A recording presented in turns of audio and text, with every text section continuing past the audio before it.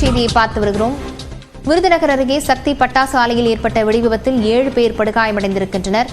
இதுகுறித்த விவரங்களுடன் செய்தியாளர் கணேஷ்குமார் இணைந்திருக்கிறார். கணேஷ்குமார், தற்போது இந்த ஆலை விபத்தினுடைய நிலவரம் என்ன?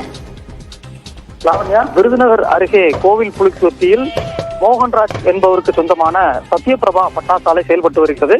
இந்த பட்டாசு ஆலையில் சுமார் 100 தொழிலாளர்கள் காலை முதல் பணியாற்றி வந்திருக்கிறார்கள். அப்போது எதிர்பாராத விதமாக அந்த ரசாயன மூலப்பொருட்களை கலவை செய்யும் பணியில் இருந்த போது வெடிவிபத்து ஏற்பட்டிருக்கிறது.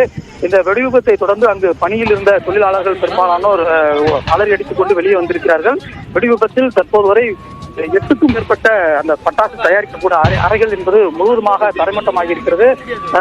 2 தொழிலாளர்கள் படுகாயமடைந்திருக்கிறார்கள். மேலும் 5 தொழிலாளர்கள் லேசான காயத்துடன் தற்போது சிகிச்சை பெற்று வருகிறார்கள். மேலும் சிலர் உள்ளே சிக்கியிருப்பதாக சக தொழிலாளர்கள் கூறுகிறார்கள். இந்த தொடர்ந்து பட்டாசுகள் வெடித்து சிதறிக் கொண்டு இருப்பதன் காரணமாக கிட்டத்தட்ட வெடிவிபத்து ஏற்பட்டு 1 மணி நேரத்திற்கு பின்பாகத்தான் அந்த தீயணைப்பு வாகனங்களே உள்ள செல்லக்கூடிய ஒரு நிலை என்பது ஏற்பட்டது. தொடர்ந்து பட்டாசு வெடித்து சிதறியதன் காரணமாக தீயணைப்பு வாகனங்களே உள்ள செல்ல முடியாத அளவிற்கு அங்கு தொடர்ந்து வெடித்து சிதறிக் கொண்டிருக்கிறது. தற்போதுதான் அந்த தீயணைப்பு பணியானது துவங்கி இருக்கிறது.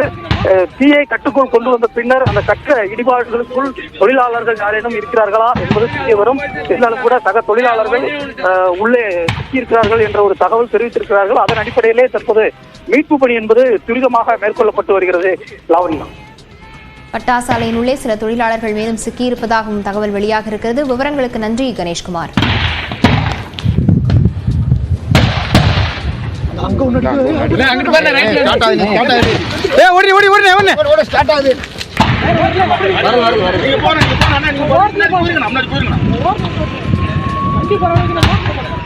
போறதா